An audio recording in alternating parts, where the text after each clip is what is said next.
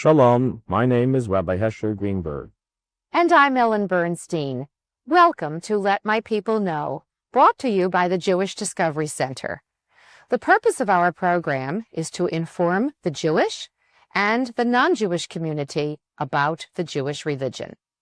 While the celebration of the holiday of Shavuot includes many lovely customs, it is first and foremost a commemoration of the giving of the Torah. And indeed, Torah is the guiding principle of Jewish life. That is our subject today, the holiday of Shavuot or Shavuos, depending upon which pronunciation. Both are correct. Right. Rabbi, as I said in the open, I talked about the giving of the Torah on Mount Sinai, and I suppose we should begin by giving an overview of the meaning of the holiday and the Sinai experience, which obviously touched all Jews, and that all Jews are bound together by this experience, the giving of the Torah. Right. Not only that, the experience of Sinai, as it's sometimes referred to, is the world's most dramatic experience. For the only time in history, God reveals himself to millions of people. In Egypt, there were 600,000 males that had left Egypt from the age of 20 to 60. So if you add in the equivalent number of females and then the children, the senior citizens, the estimate is somewhere between 2 and 3 million people, all standing one location, people of different walks of life, different attitudes, and they all witnessed one spectacular event where God reveals himself to them, gives them the 10 commandments, or more correctly, the 10 statements, which embodied within it all of the other principles of Judaism, and gives them this mission that will take them for the next few thousand years to fulfill and to realize. So this is, without any question, the most dramatic event. Here you have God himself revealing himself not to one prophet, 2 prophets, 3 people, 10 people, 100 people, but millions of people.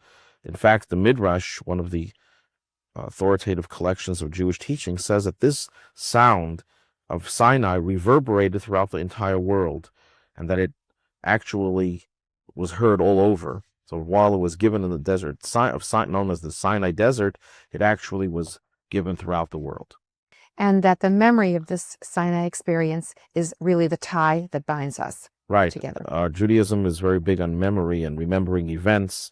Remembering the Exodus from Egypt is another pivotal event, but perhaps the most important thing that we remember is that at Mount Sinai we were given a very special and unique relationship with God himself, and that relationship goes 2 ways. Actually, the Exodus is considered to be the prelude to the giving of the Torah at Mount Sinai.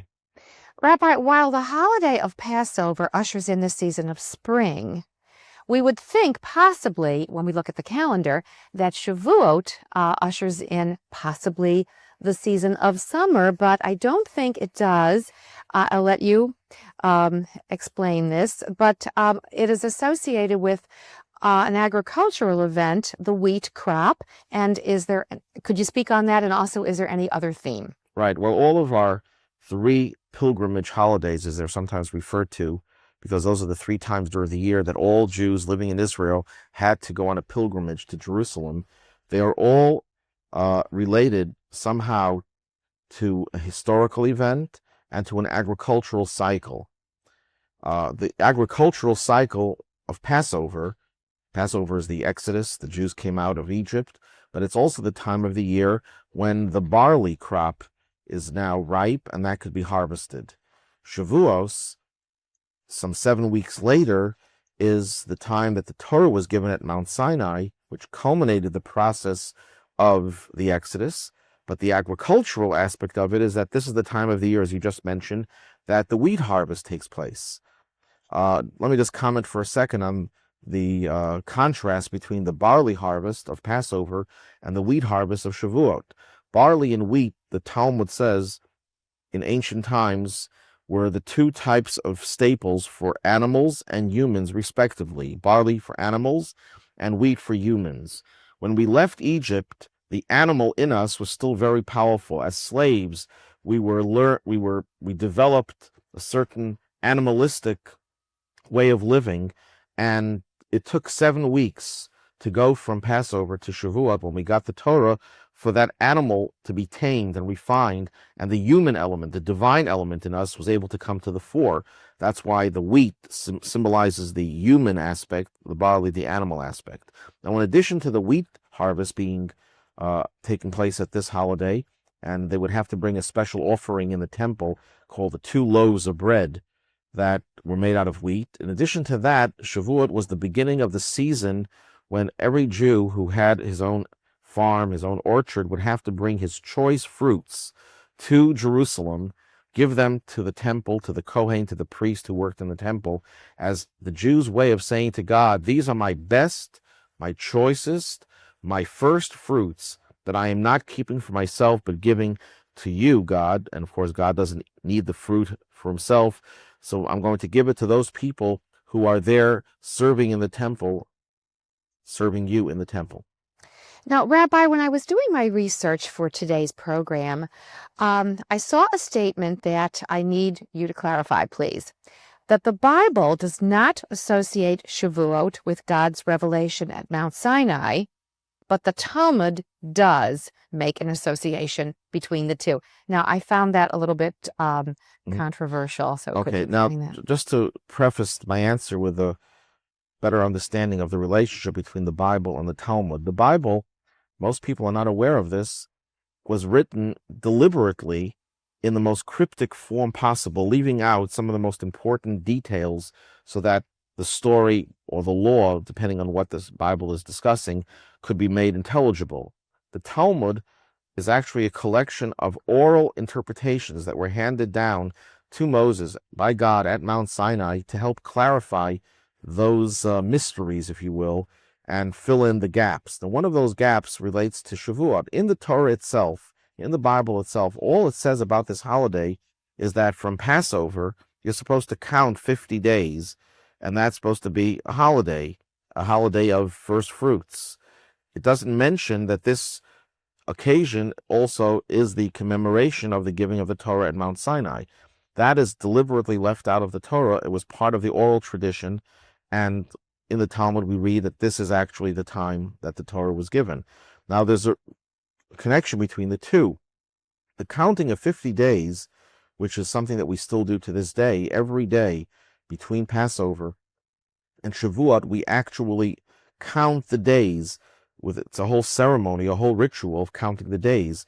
The reason why we do the counting of the days is because when the Jews left Egypt, we're told they were so eager to receive the Torah, to receive this way of life from God, that they literally counted days. And when they finished counting these days, that's when the Torah was given. It's also a process of refinement. The counting of the day, in a mystical sense, is a process in which we refine our own character, where we become changed people so that we're worthy of the Torah. So in the Bible itself, it doesn't talk about the giving of the Torah at Mount Sinai. It just talks about the counting of 50 days. But we learn in the Talmud and in other sources that there is a very close connection between the counting and the Torah. In order to receive the Torah, you first have to go through a preparatory stage of preparation, refinement, and changing your nature to be worthy of receiving the Torah. Rabbi, is the special counting that you're talking about, is there a name for it? Yes, the Hebrew name for it is Sefirat. Sefirat simply means counting, but it has a deeper meaning. It comes from the word sapphire or sapphire in English, which is a gem that radiates light. And that the idea behind this counting is to introduce light, spiritual enlightenment, and refinement into our own souls, into our own bodies, into our own lives. Now, Rabbi, we just have a couple of minutes before the break, so I will just ask you possibly a quick question. Shavuot is one of the 3 pilgrimage festivals, Passover, Shavuot, and Sukkot. But they're different. These holidays are different as opposed to the days of judgment, the holidays that are days of judgment like Rosh Hashanah and Yom Kippur. Right. There are 2 types of holidays in the Jewish calendar that are based on the Bible, the 3 pilgrimage ones, that are also referred to as Mo'adim L'Simcha, festivals for rejoicing. These are 3 festivals that commemorate historical events in which the Jewish people were either liberated from Egypt, they were given the Torah, or they were housed in booths, and God protected them when they were in the desert. So these are 3 very, very dramatic historical events that elicit a tremendous response from us of joy. But then there are other 2 holidays that do not relate to historical events, that specifically relating to the Jewish nation, Rosh Hashanah and Yom Kippur. These are more universal days. There are historical events, but they're secondary. Rosh Hashanah is the anniversary of creation of the world, of Adam, and Yom Kippur is the anniversary of when God forgave the Jewish people. But basically, this is a season that comes at the beginning of the year as a time of judgment for all of our deeds. So these are holy days, and there's a certain amount of joy in them, but the joy is a little bit subdued because these are days of judgment. Continuing, Rabbi, there is a statement in the Talmud that on Mount Sinai, the Jews were forced, and that's what it said, forced to accept the Torah, literally forced. Now, that is not a negative statement. It actually is a positive statement, and this whole concept is a beautiful concept, but I did find that somewhat confusing. And could you please elaborate on that? Right. The full text of that Talmudic passage is that God took the mountain and kafa alehem har. He covered them with a mountain just as a barrel was hovering over somebody. And he told them that if you accept the Torah, fine. If not, there is going to be your burial. You will be buried underneath this mountain. It sounds very bizarre that God would have to force them. The question is even stronger in light of the fact that in the Torah, in the Bible, it's clearly recorded that when God approached them with the Torah, with the prospects of receiving it through Moses, the response that the Jewish people gave was, Naseh v'nishma, we will do it, we will accept it, even before we understand what it's all about. That was an incredible act of faith, to accept something, a way of life, before even knowing what it entails. So how could it be that they were forced into something that they already accepted very, very willingly? And there are many answers to that question, but I think the most beautiful one, and the one positive, that has a very positive message to it, is that there are 2 types of coercion. One form of coercion is certainly a very negative form, when you twist someone's arm, put a gun to their head, threaten them with some type of blackmail, that if you don't do this, they're going to do this to you. And that, of course, is not the type of coercion you would expect God to use to get people to follow the Torah. But there's another type of coercion.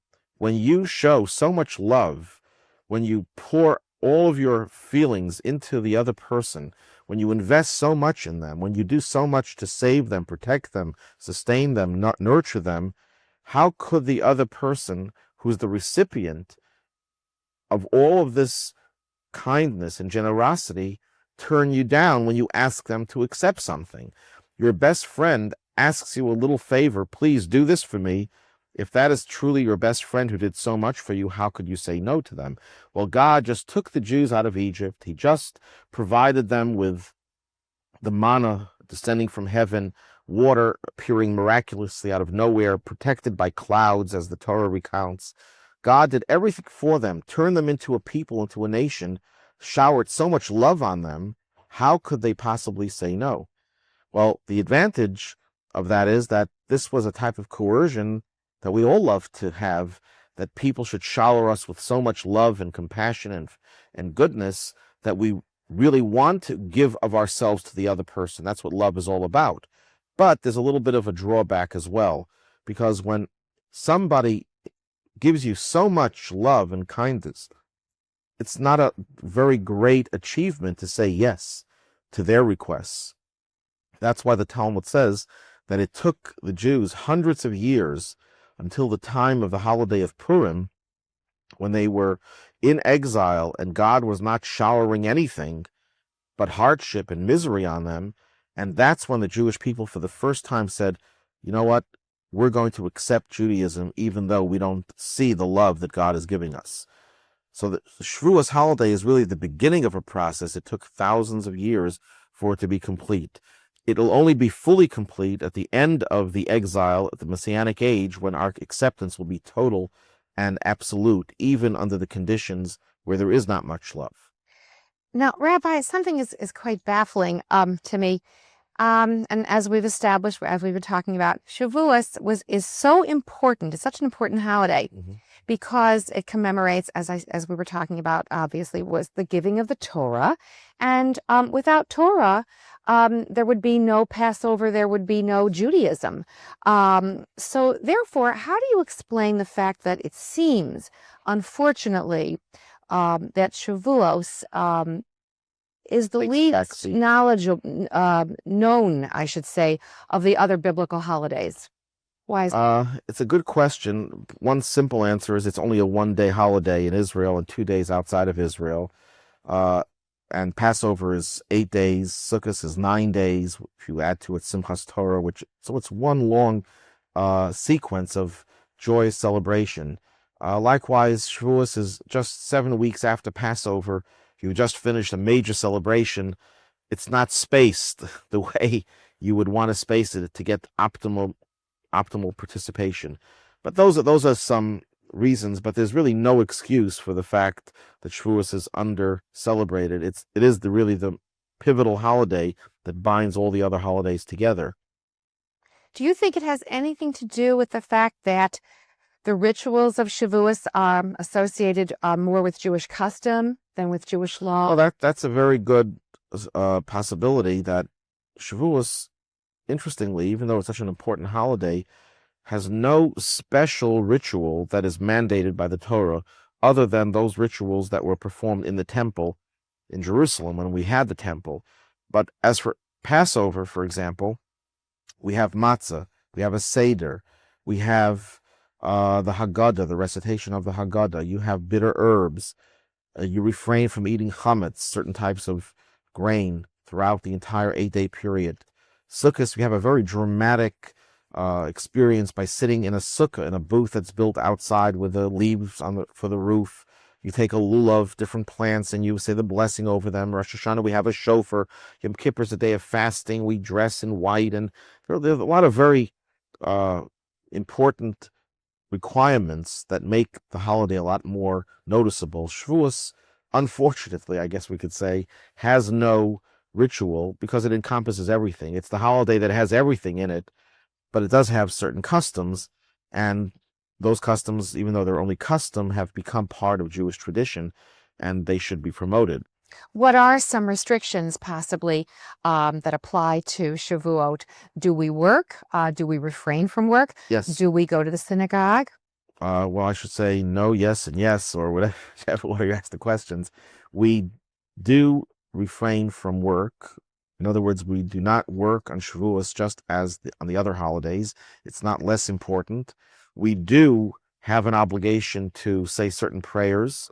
In spite of what I said before, there are no rituals. There are special prayers for Shavuot, and it is very, very much encouraged to go to the synagogue. In fact, there is a special reading on the first day of the holiday where we read the whole story, the whole account of the Ten Commandments and the revelation at Mount Sinai, and there is more and more, increasingly more, participation of the children, and that's something that should be greatly emphasized. That, as in every Jewish holiday, the children play an extremely important role. With regard to Shavuot, perhaps even more so than in other holidays, because we are told that when God approached the Jewish people and he offered them the Torah, he says, I'm giving it to you on a condition that you provide me with guarantors that will guarantee the perpetuation of the Torah. And they said, well, our ancestors, our patriarchs, they'll be the guarantors. God said, no, not adequate. Our prophets, not good enough. Our children, God said, yes. If you involve the children, they will guarantee continuity and perpetuating the Torah. So it's a very great custom to get all the children to be there in the synagogue when the Torah is read, because that is exactly what happened the first time. Everyone was there. Children did not stay home. They were all at Sinai. I want to go back to the first night, Rabbi. The first night is spent in studying or in special reading, which is called Tikkun, Leil, Shavuot, I believe. And something occurs at midnight, which is a tradition that when the heavens opened up as a preparation for the Torah, we were given a view of the celestial bodies. Right. So I'd like you to elaborate on that, please. Okay, the Tikkun Leil Shavuot is a custom that has become part of Jewish tradition many, many centuries already. And it's based on the statement in the Midrash that when God offered the Torah to the Jewish people and he told them that he's going to be giving it tomorrow morning, that night they slept very peacefully and they overslept to the point that God had to come and awaken them. And that was considered to be improper. And to atone for that, it's customary for us to be up that entire night, the night of Shavuos. And what we do that night is not just to sit around and do things that are non-productive or even productive things, but have nothing to do with Shavuos. We study the Torah that night. Now, the Tikkun is a book, actually, that has a sampling of the entire Torah. We have a little bit of every section of the Bible, a little bit of every section of the Talmud, a selection from the mystical teachings of Judaism, the Zohar, and other works. Also, we go through the listing of all of the 613 commandments. People think there were only 10. Those are not 10 commandments. Those are 10 general statements from which emerge 613 biblical commandments. And we recite them on that night. And this usually takes a good many hours. And by the time you finish, it's already daybreak. And I also, Rabbi, want to make sure that we tell our viewers about the Yizkor service, which takes place the second day. The second day, and the Yizkor the Yizkor prayers are said 4 times a year, and this is one of the holidays. And could you tell us about that, please? Well, Yizkor is a prayer that we say to remember the dead, to remember our parents and ancestors. Some people say it only with regard to their parents. Other people include other relatives. And Yizkor's connection to Shavuot is that we have a tradition that at Mount Sinai, all the souls of all the Jewish people were there. And Shavuot is therefore a time when all souls come together. And this is why we remember the deceased. Another custom of Shavuot that I'm sure you were going to ask me, but I'll mention it anyhow beforehand, is that on Shavuot we're supposed to eat dairy foods. Yes. Normally in a holiday, we eat a meat meal because it's a more enjoyable meal for those people who enjoy eating meat. I know there are a lot of vegetarians in our audience, but meat is usually the fare for a holiday. Shavuos is an exception to that rule. We eat a dairy meal. Now, some people eat both dairy and meat. First the dairy, then they wait a little while, then they eat the meat meal. Some people do only dairy. Now, there are many reasons for this. I know at least a dozen reasons. I'll share some of the reasons. According to one opinion, when the Jewish people were told they're going to get the Torah, they also knew that they were going to get the restrictions against eating non-kosher foods. So they couldn't use their pots and pans anymore. So they had to use cold, non-cooked dairy foods. And also the Torah is referred to as milk. And I think blintz is a favorite dairy food. Yes. You know, Rabbi, we have about a minute left, and I wanted to ask you about an objection that I read about in the Talmud about reciting the 10 Commandments on a daily basis. And was that a problem at one time? There's a question about reading the 10 Commandments on the holiday of Shavuos and standing up for the reading, because the Talmud mentions that in the temple they used to read the 10 Commandments, and that was abolished because there were people who believed that that's all there was to the Torah, only 10 Commandments. And in order to dispel that notion, the rabbis did not like the idea of putting too much emphasis on the 10 Commandments as a separate body of literature. But in the holiday of Shavuos, that is not considered to be a problem because everyone recognizes, since so much discussion of it is done, that this is just the foundation of all the rest of the Torah. Thank you. I really wanted to clarify that. Thank you very much, Rabbi. Thank you. On this festival of Shavuot, the season of the giving of our Torah, we are reminded of the centrality of Torah, which teaches us to worship God through our kind and fair dealings with all of God's creatures. Rabbi and I wish all of our viewers a Chag Sameach, a very happy and healthy Shavuot. We invite you to send us your questions, comments, and suggestions for future programs, and we hope you will be with us next time. Thank you for joining us, and Shalom.